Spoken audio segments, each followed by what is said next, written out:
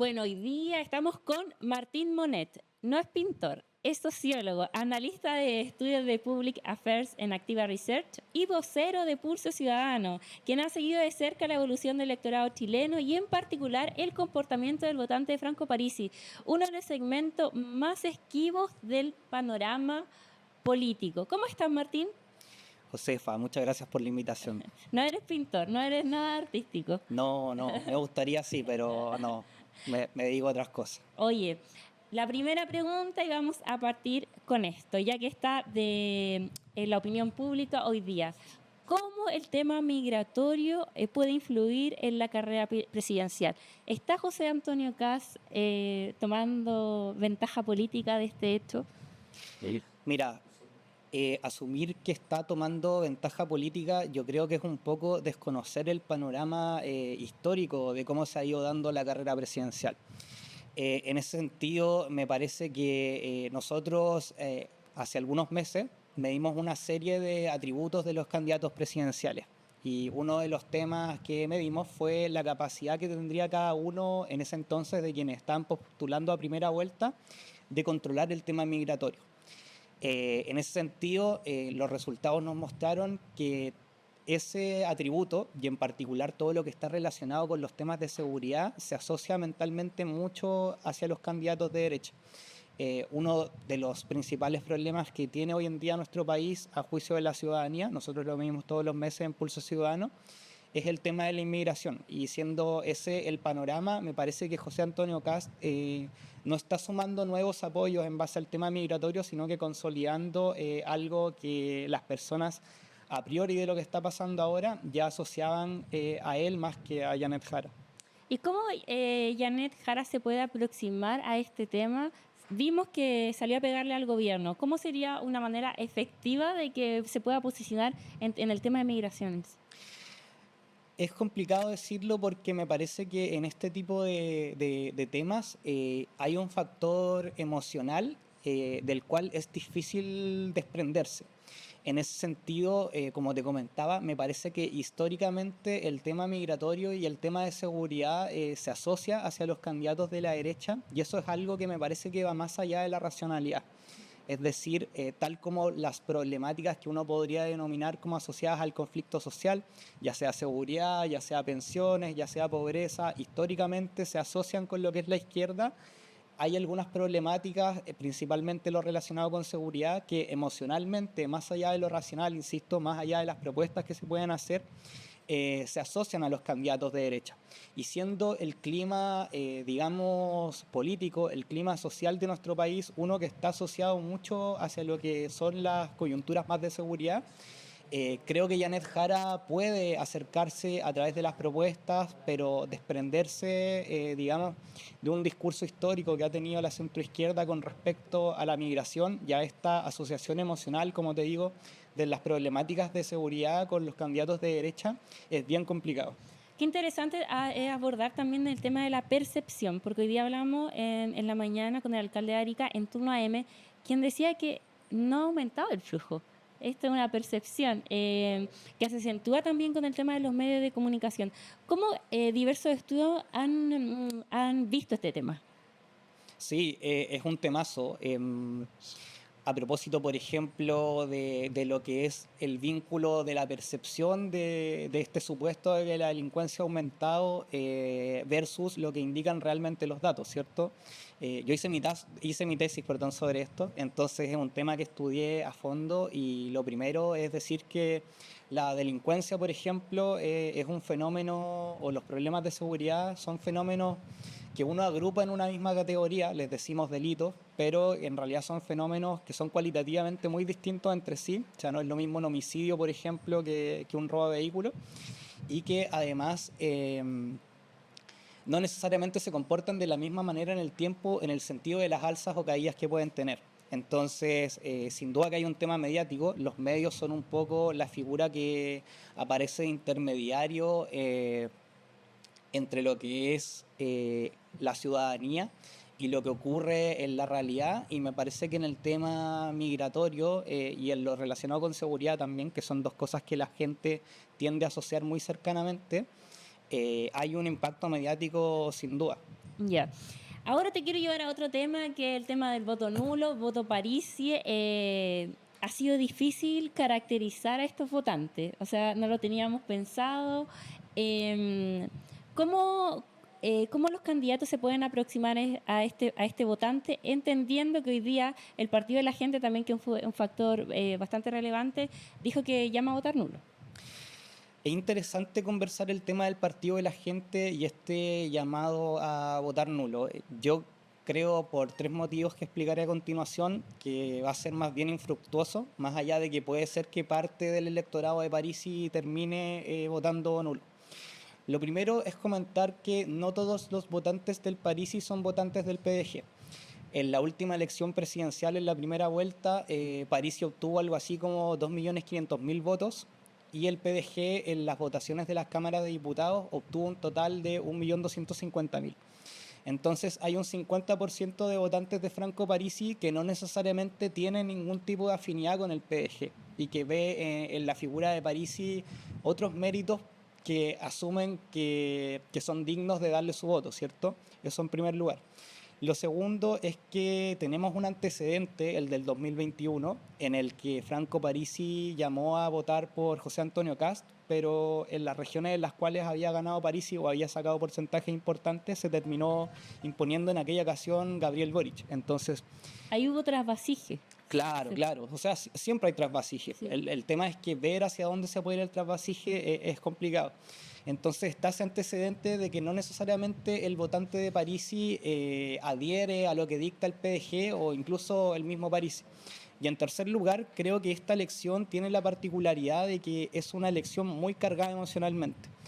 Nos enfrentamos a un escenario en el cual tenemos por un lado a una candidata del Partido Comunista. Es la primera vez probablemente en la historia de Chile que un candidato del Partido Comunista tiene opciones reales de llegar a la presidencia. Y por el otro lado, un candidato de extrema derecha. Entonces creo que ante una disyuntiva como esa, tan potente emocionalmente, se me hace que puede ser complicado que a un electorado que en general no le gusta votar nulo, eh, pueda tomar la opción de no tomar posición. ¿Qué emociones están primando? Uy, es complicado, es complicado. Me parece que el caso de Franco Parisi reveló algo que quizás está un poco oculto, que tiene que ver con que el discurso de las candidaturas presidenciales y de la coyuntura política de los últimos meses ha orbitado alrededor del tema de seguridad. Pero sin embargo, Franco Parisi logró llegar con mucha inteligencia a un segmento mayoritario de este electorado que se acerca probablemente por primera vez a la urna en esta situación que tenemos hoy de registro automático con voto obligatorio, que es un votante de segmentos bajos y medios bajos, despolitizado y que le cuesta, si es que llega, llegar a fin de mes.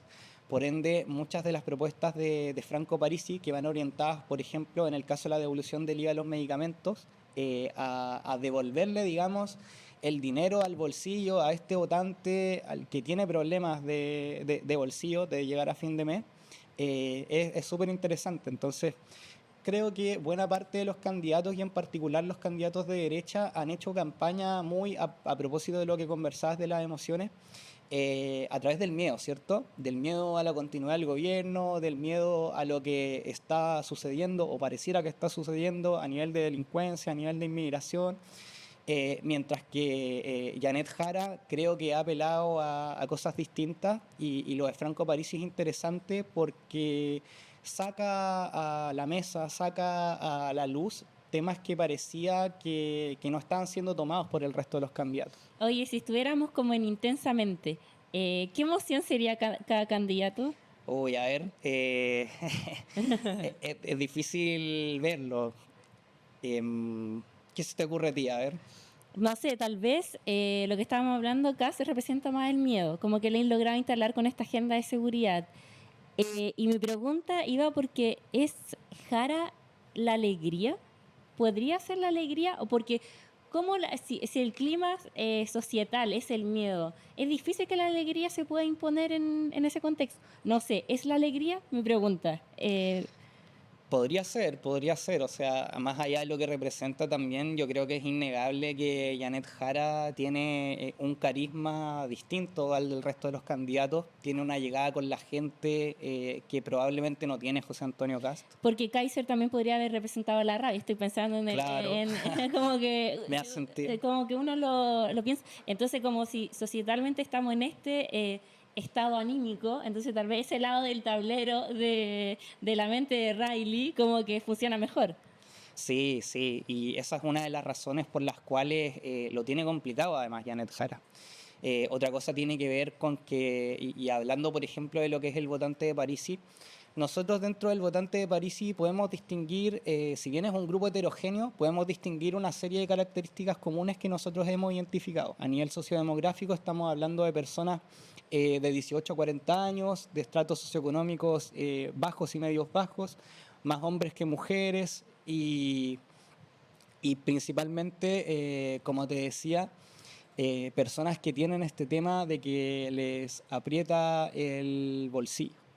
Dicho eso, no me acuerdo a qué estaba yendo con esto.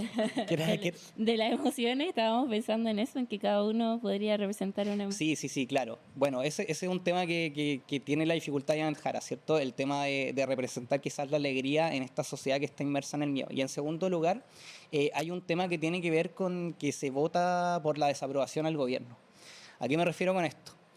Si uno ve la historia de los últimos procesos electorales que hemos tenido, tanto a nivel de candidaturas presidenciales como de lo que fueron, por ejemplo, los dos procesos constituyentes fallidos, lo que vemos es que hay un constante rechazo de lo establecido, ¿cierto? Pasamos de un gobierno de izquierda, más o menos desde Bachelet 2 en adelante, con baja aprobación, a un gobierno de derecha con baja aprobación, que además tuvo un estallido social de por medio, a un gobierno de izquierda con baja aprobación. Pasamos de una propuesta constitucional de izquierda que se rechazó a una propuesta constitucional de derecha que se rechazó.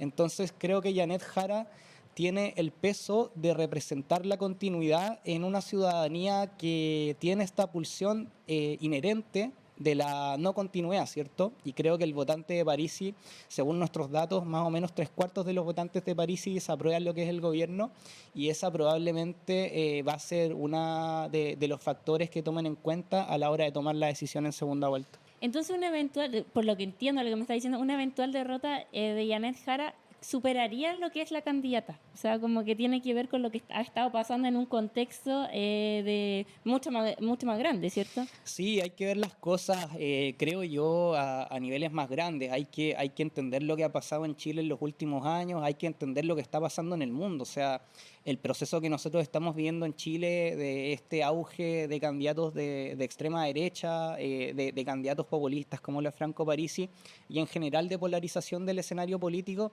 es algo que está pasando en todo el mundo. Lo vimos, por ejemplo, en Argentina con Milei, sin ir más lejos, hace no tanto. Entonces creo que Janet Jara, más allá de lo que pueda hacer bien a nivel racional en tanto su candidatura, se enfrenta a un escenario político, a un escenario histórico en términos de los últimos años, que no le favorece para nada justamente por representar esta continuidad. En ese contexto, el día viernes entrevistamos a Garretón y nos contaba que Janet Jara ya ganó, primero porque sitúa al Partido Comunista chileno en otras ligas. Hoy día se sitúa también más cercano al Partido Comunista Europeo, que eso ya es un triunfo en sí mismo para esta elección para Janet Jara. Sí, absolutamente. Me parece a mí que lo que va a pasar los próximos años, si seguimos con este espíritu de la época que podríamos denominar, lo más probable es que el próximo gobierno sea de derecha y que sea un gobierno que también tenga baja desaprobación. Entonces, en ese sentido... Baja aprobación. Baja aprobación. Entonces, en ese sentido, es probable que Janet Jara y el Partido Comunista se erijan como ejes de lo que va a ser la oposición en un gobierno que seguramente no va a tener dificultades siendo oposición, más allá de que están en desventaja en lo que es el Congreso. ¿Qué diferencia sería insalvable para Janet Jara en términos de que si en segunda vuelta 20%, 15%, ¿cómo podría ser una diferencia que la dejara a ella más situada como líder de la oposición de lo que viene? En este tipo de elecciones, de elección dicotómica, ¿cierto? De que tienes una alternativa u otra que son opuestas, en este caso de izquierda versus derecha. Me parece que más allá de lo desigual que puede hacer el panorama, el resultado final tiende a acortarse. Creo que cuando hay que tomar posición, probablemente Janet Jara no va a tener una diferencia de 20 puntos, ¿cierto? Va a ser más cercano a los 10, a los 15 quizás. Creo que eso sería un resultado relativamente positivo. Creo que estar abajo del 40% de los votos totales sería una muy mala noticia para Janet Jara, para el Partido Comunista y para la centroizquierda en general. Ese es un umbral que me parece que sería terrible que se cruzara de cara a los objetivos de ellos, digamos.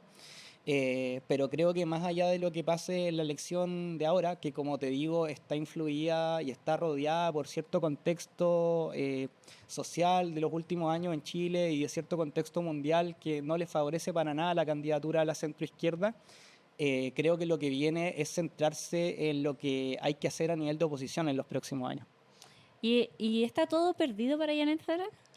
Mira, los datos pareciera que indican eso. Creo que por todo lo que conversamos y por las cifras que manejamos nosotros actualmente, quienes hacemos mediciones de este tipo, pareciera que Janet Jara no tiene mucho de dónde sacar, ¿cierto? O sea, tenemos que considerar que si uno toma el total de los votos de los 3 candidatos de derecha declarada en primera vuelta, sacas algo así como el 50,2% de los votos. Entonces, creo que efectivamente el panorama está muy complicado, el partido hay que jugarlo de todas maneras, pero sin duda que si uno lo ve el objetivo, digamos, y analizando en base a lo que son los datos duros, digamos, que uno tiene y lo que es el contexto nacional e internacional, está complejo. ¿Y qué teclas debería tocar Janet Jara para, no sé, para pensar en un triunfo? Es complicado decirlo porque, como te comentaba, mi opinión es que Janet Jara se está enfrentando a fuerzas más grandes que ella, digamos, y de lo que puede hacer en términos de los procesos sociales que te comentaba.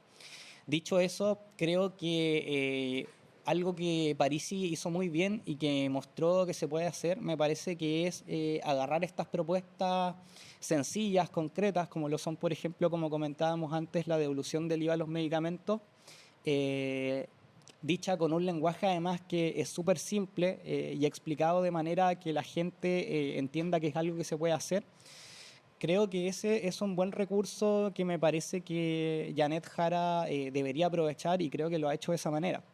Eh, Hay una crítica de los últimos años hacia la izquierda que tiene que ver con que se han atrincherado en las élites y han abandonado las demandas de las mayorías. Y han roteado, ¿no? También eso. Sí, claro, eso es algo que ocurre y que uno lamentablemente sigue viendo, ¿cierto? No creo que rotear sea una buena estrategia electoral si lo que quiere es ganar una elección, pero lamentablemente es uno de los vicios que tiene una izquierda que efectivamente se ha elitizado en los últimos años y ha abandonado las demandas de las mayorías. Creo que tener a alguien como Janet Jara como liderazgo, que es una persona que no tiene el mismo origen social que, por ejemplo, los grandes liderazgos del Frente Amplio, es un buen mensaje de cara a aquello quizás, pero creo que quizás no es el momento de un liderazgo como ese por las razones que te mencionaba. Y José Antonio Caz, la última pregunta. ¿De qué se debería cuidar para asegurar que llegue a la moneda? Mira, José Antonio Cast creo que lo ha hecho muy bien después de la primera vuelta en el sentido de que no se ha expuesto. Creo yo que cuando uno va ganando el partido, a veces lo mejor es cuidarse, ¿cierto? Creo que es no ir hacia la ofensiva. Por más que se le haya criticado mucho, yo creo que haberse bajado de este programa que hizo don Francisco fue una buena idea políticamente porque le da menos espacios en los cuales pueda equivocarse. O sea, Fue una demostración de poder, ¿o no? También. puede ser que también sí, aunque no es la primera vez que pasa. Recuerdo, de hecho, que alguna vez Michelle Bachelet me parece que se bajó también del mismo programa cuando fue candidata en su segunda presidencia. Entonces, no es algo nuevo tampoco, Pero como te digo, por más que uno lo pueda criticar, me parece que políticamente es inteligente lo que hace, porque José Antonio Kast o el candidato que va ganando en este caso por un margen amplio además, no necesita éxitos, sino que necesita evitar las derrotas. Y todas estas pequeñas instancias pueden ser momentos en los cuales se cometan errores. Entonces creo que cerrar los flancos mediante la no exposición, más allá de lo que uno pueda opinar a nivel de ciudadanía, ¿cierto? Políticamente me parece una decisión inteligente. Muchas gracias, Martín, por haber compartido este espacio con nosotros. Vamos a seguir conversando más adelante contigo, así que muchas gracias.